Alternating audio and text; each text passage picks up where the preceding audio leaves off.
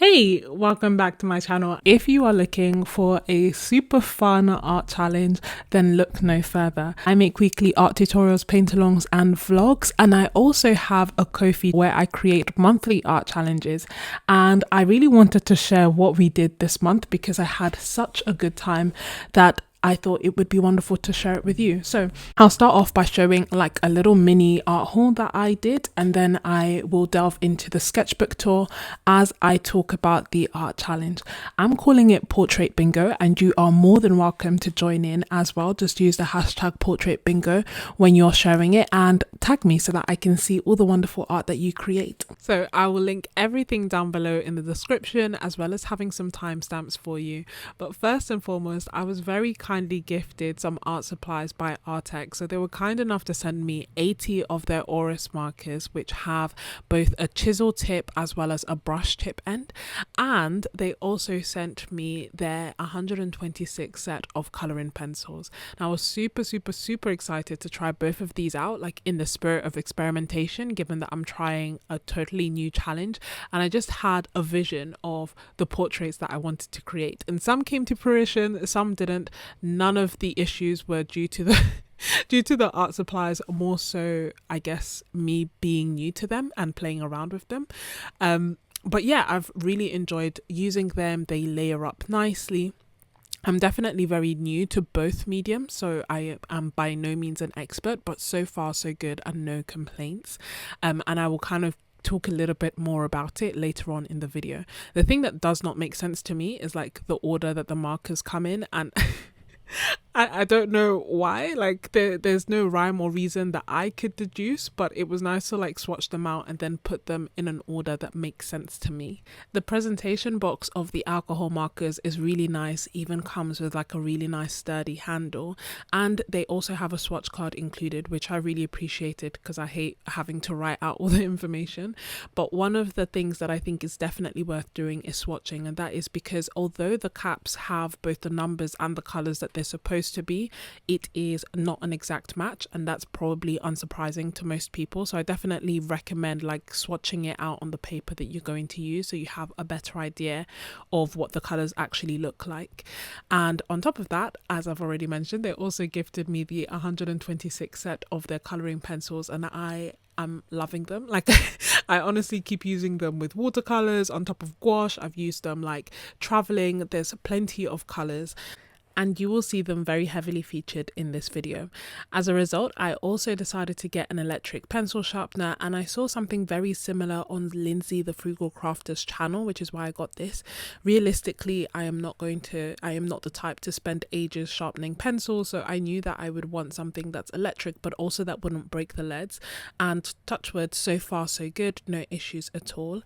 It says it's kind of, you know, that it will stop itself, and I guess technically it will after 10 seconds, but but that's a really long time and quite a bit of lead, so I don't let it go that far. I also got these Helix erasable pencils, and essentially I wanted to try out the Prismacolor color erase, and when I checked on Amazon the price was quite high, whereas these ones were maybe like £3. So I figured it would just be nice to have variations of colors to just sketch with, and also remove the pressure of being worried of not being able to erase them. They come in a set of 12 wonderful colors. The leads themselves are quite hard, or feel quite hard, but for the purpose of like doing an under sketch, perfect, no issues at all. I also got this art creation sketchbook, and you've probably seen it quite a lot.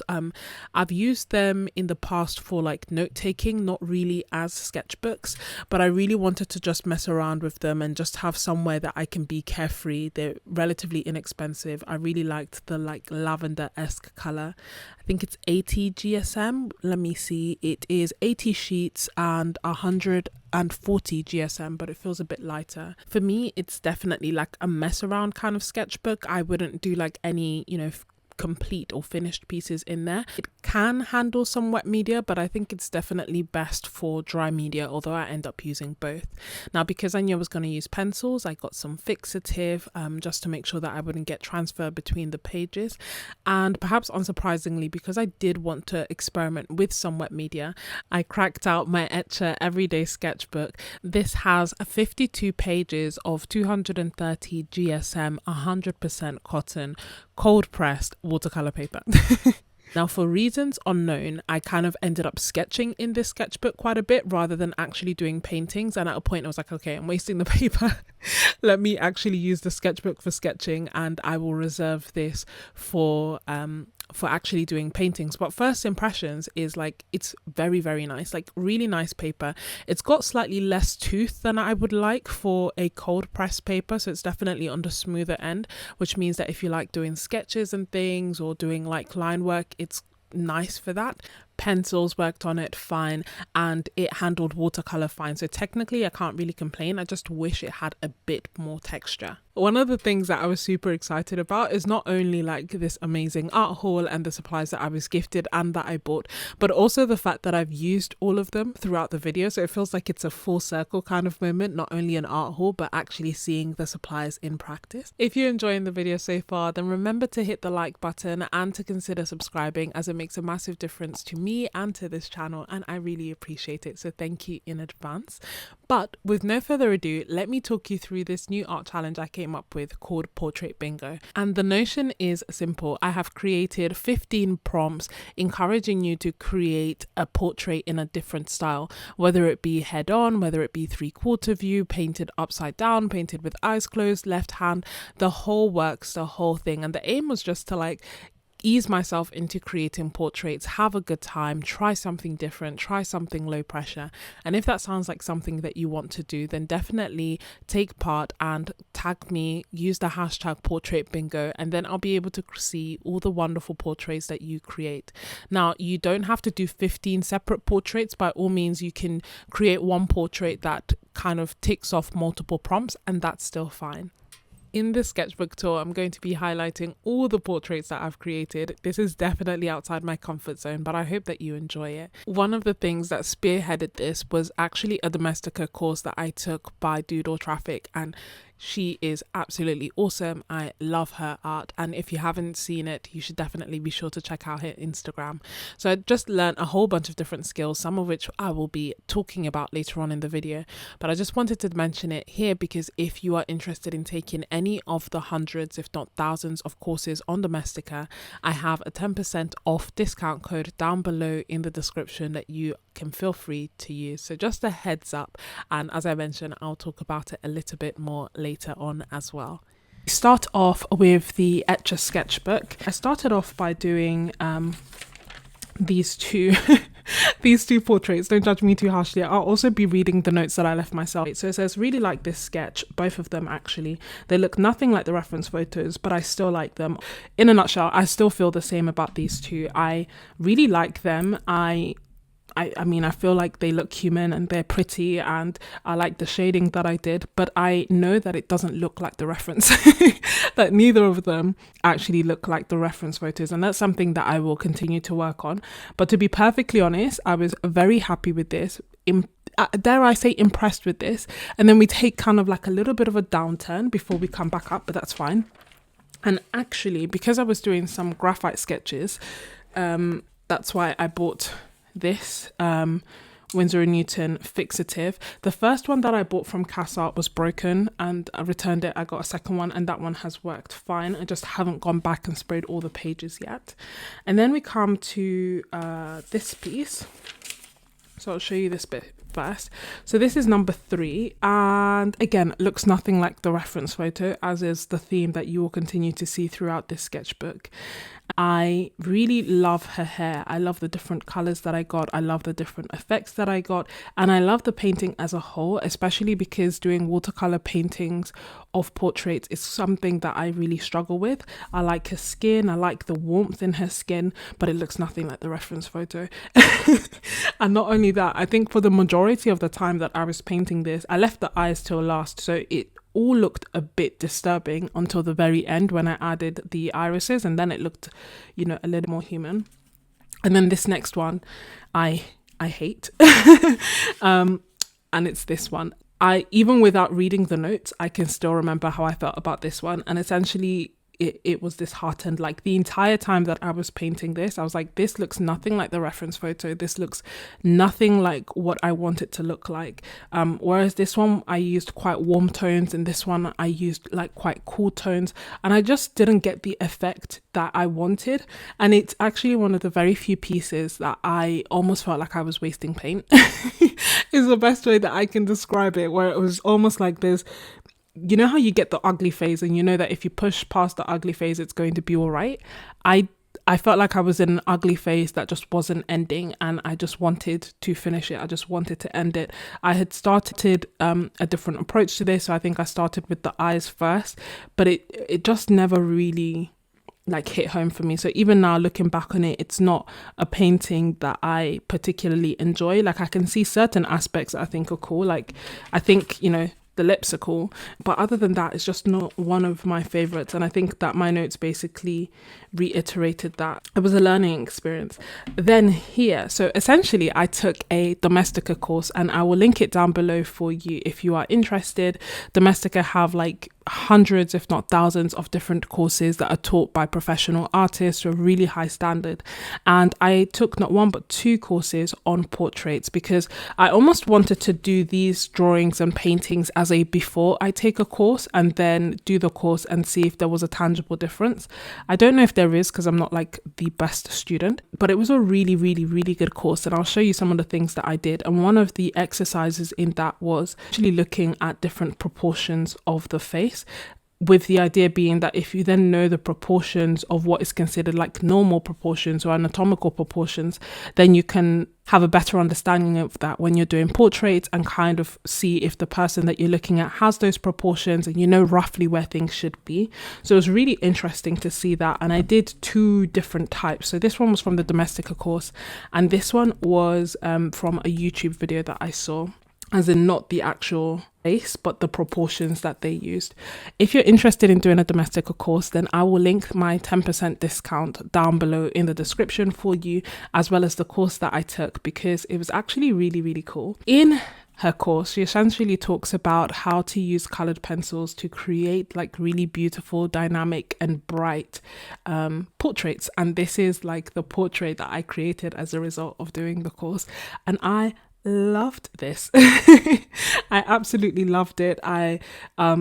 It's very much a trust the process kind of course, because when I was starting off with the final piece, I wasn't sure if it was going to turn out quite right. I thought that the colors would look quite muddy, and it was kind of my first time really using coloring pencils.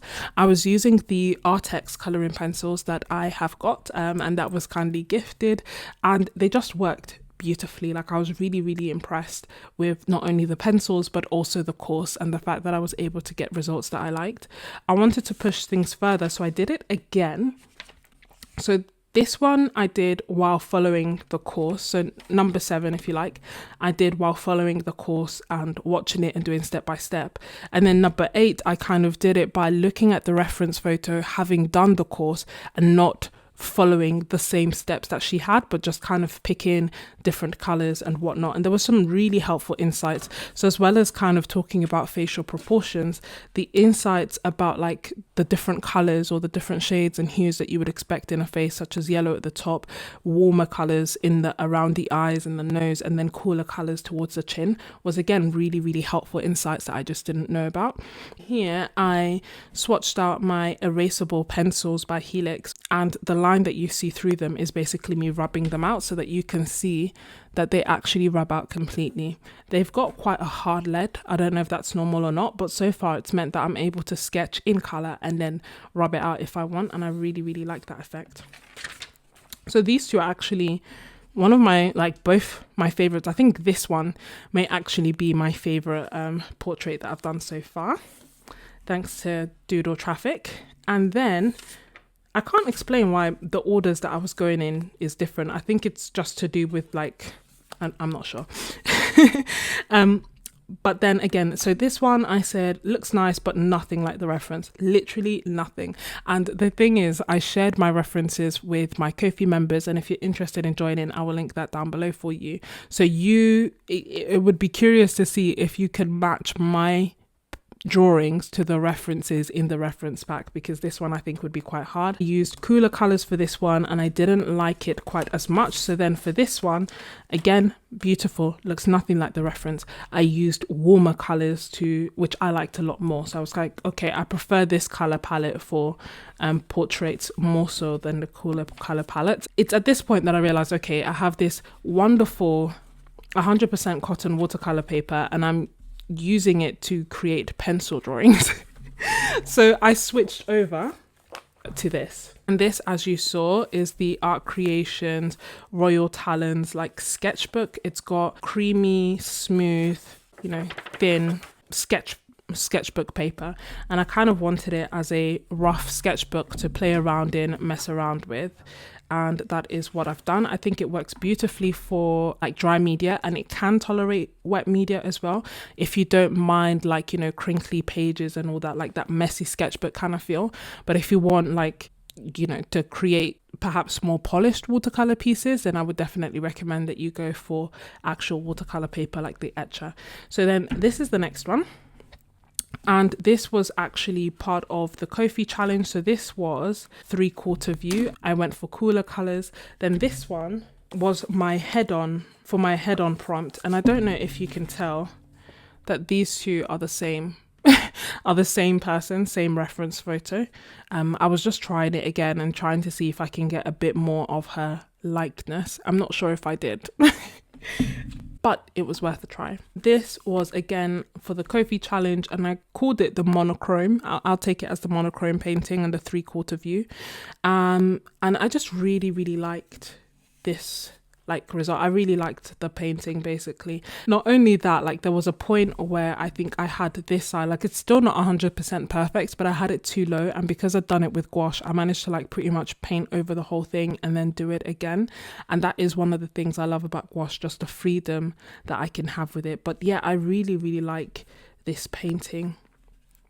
And then this one was contour drawing, so basically just doing a line outline. And did I get her like I feel like, okay, let's just assume for the rest of the video that I know it doesn't look like the reference photo, but so be it. So it's again the kind of same thing, and for some reason I really struggled with the proportions and the perspective of this face, and I don't know if it's because she's like looking back, so it's not quite like 3/4 as in from a front view.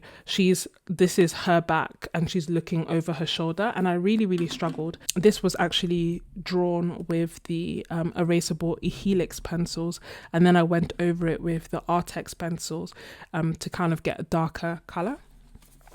But yeah, contour line drawing. Then this is like me. We can kind of skip through this. I'll link the video for you if you're interested, but it's basically me talking through the gouache colors that I have and how I'm kind of sorting it out. And then we go back to the Ko-fi challenge. Now I just like this drawing. It's like drawn just with pen, no pencil. And I don't know, I just really, really struggled. I struggled with the shading. I struggled with the proportions. I kind of feel like I made her face too long. Yeah, it's not my favorite. I kind of feel like it resembles who I was trying to draw, but I wasn't 100% happy with this.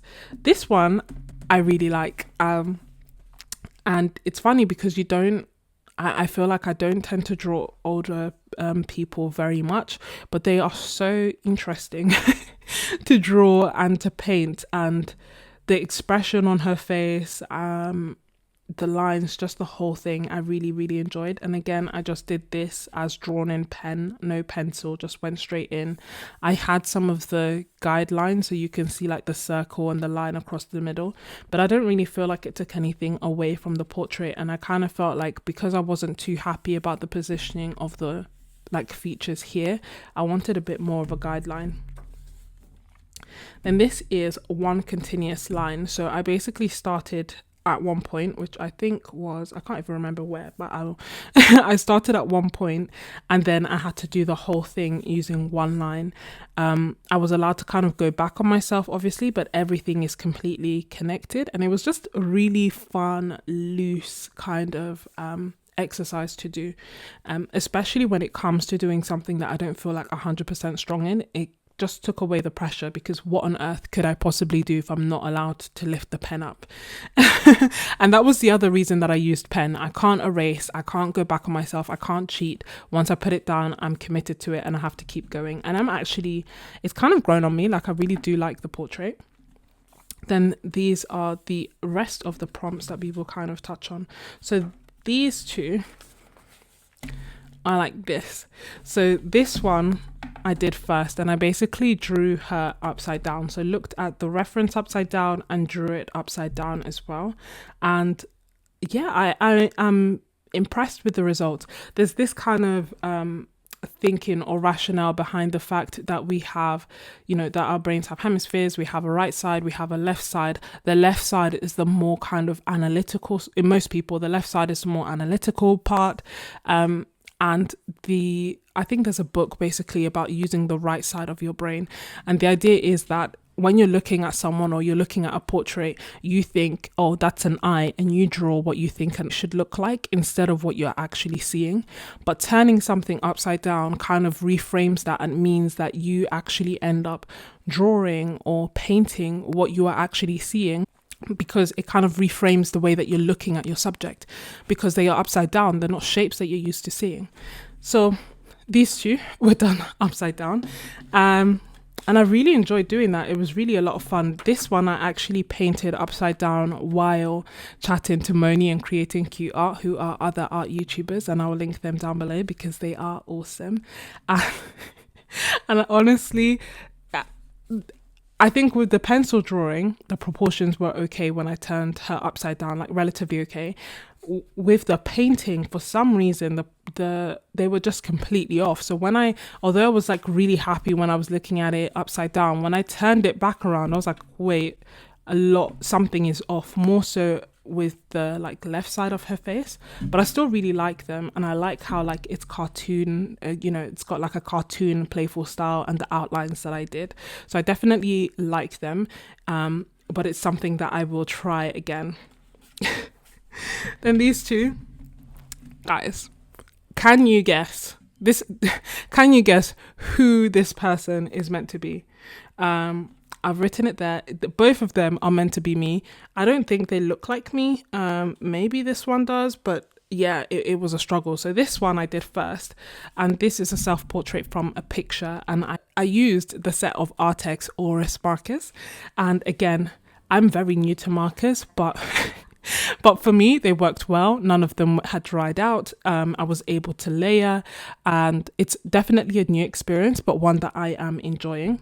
And these are the 5 colors that I used to create this portrait. And then this one, I was basically trying to draw myself while looking at a mirror.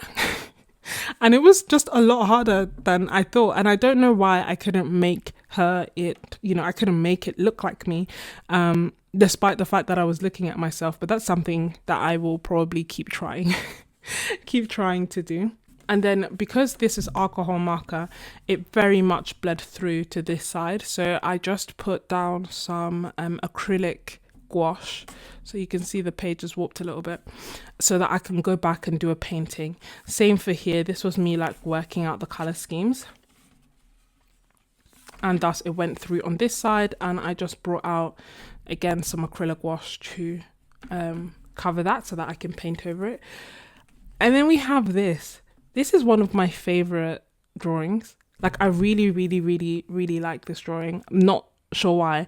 Sod's Law, it's the one that took 10 minutes. So out of all the drawings and all the paintings that I have shown you, this one is the one that took the least time. And this one is one of my favorites. There's just like a simplicity about it.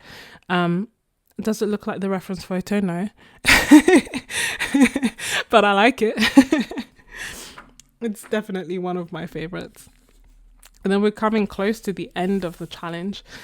And we have, which one did I did this one first. So this is me trying to draw with my left hand, and it was so hard, so much harder than I thought it would be, and also just like not enjoyable. Like I would say that was the one thing that I actually didn't enjoy when doing the challenge, because it was just so hard, like so much harder than it needed to be, and I don't know why. And it looks nothing like the reference photo, but it did get me to loosen up. And then this one, my friend, this monstrosity is me drawing with my eyes closed. So eyes completely closed, not even like me looking at the subject and not looking down at the paper. It was just eyes closed, try and think of a reference or a person and then draw them. And I kind of like it. I don't know, there's something like super abstract about it. It does to me look very like artistic like. And you can see like apart from things were going well with the eyes. I think the eyes and, you know, the nose is in between the eyes, which is good. And then it all went downhill here when I put the mouth right here. And then I thought the face was actually a whole bunch, like a lot slimmer than it was, but the head was the right size. But yeah, so that's the, that's the collection of portraits that I have done. 24 portraits, which for me is incredible. One of the challenges that I'd set myself last year was to do 50 portraits in 1 year, and I think I did 2. So to have done 24 is incredible for me, and honestly, I love this challenge. So if you want to take part in Portrait Bingo, please feel free to do so. So if you want to take part in Portrait Bingo, then please feel free to do so. I honestly can't wait to see what you create. I'm super curious to see what my Ko-fi members will also create.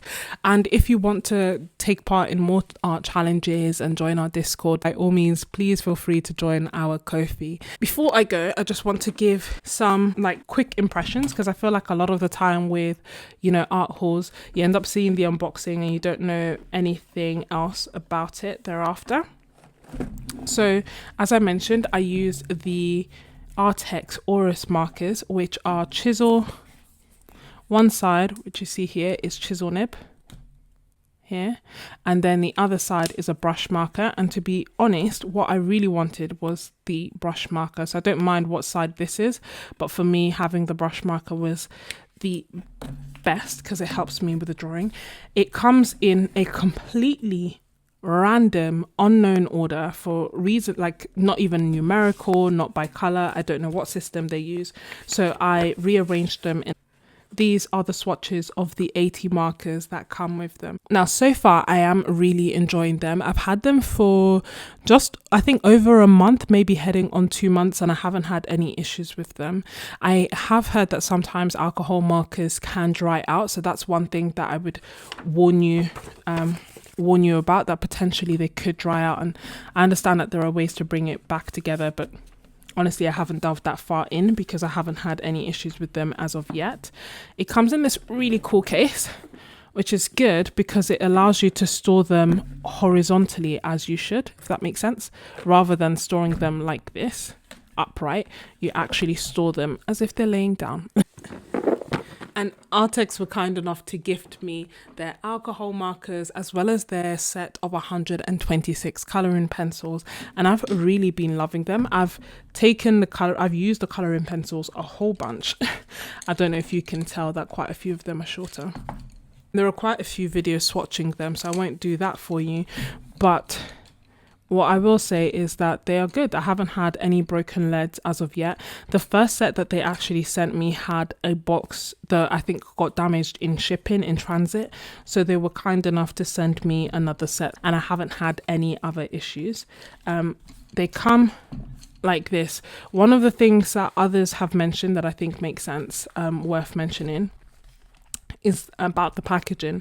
So it's good that they have like each pencil has an individual hole, as opposed to like this just being one big rubber foam. Can you see those like three holes here? But one of the drawbacks about the packaging and the way that it is done is that there's just one big box that covers both of these together and holds it. So if you're not careful, and for example you grab the bottom from this end and you don't hold this, then this will just completely fall. So they're not like, I don't really know how they could have done it other than making this just one solid base as opposed to two, but that's one thing that I would say be careful about when you pick it. But so far so good. They've layered really nicely. I've been able to blend them as well. All things bearing in mind that I'm very that I am very, very new when it comes to pencils and when it comes to alcohol markers. And the pencils primarily I got so that I could layer them on top of gouache and on top of watercolor, and I've been able to do that, so I'm happy. The alcohol markers I got as a base so I can experiment with that as well, and again I am happy. And then this has worked fine. So this is a electric sharpener. It gets everything down to a point. Let me show you. So for example, the pencils, this arrtx pencil I haven't sharpened, it comes like this, fine. And I'm going to put it in. I'm not going to speed it up for you, just so that you can get a good idea. So that's 3 seconds.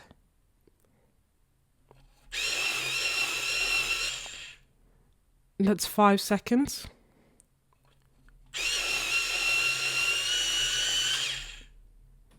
That's 8 seconds inside. Can you see? It got super nice and long and sharp.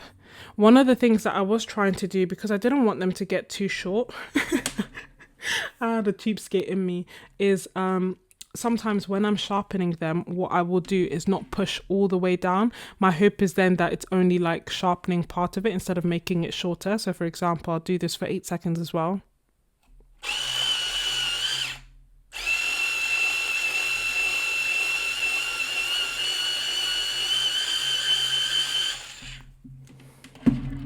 But then it doesn't get as sharp. Can you see? They both go, it doesn't really make a difference however hard you press. Oh, tell a lie. There is an auto stop, but it's almost like 10 seconds in, and it takes quite a lot of the pencil, I think. Can you see? Or maybe not that much. If you are still watching, then you are most definitely a real MVP, and I really, really, really appreciate you. Let me know that you're still watching by telling me if you have tried using alcohol markers before.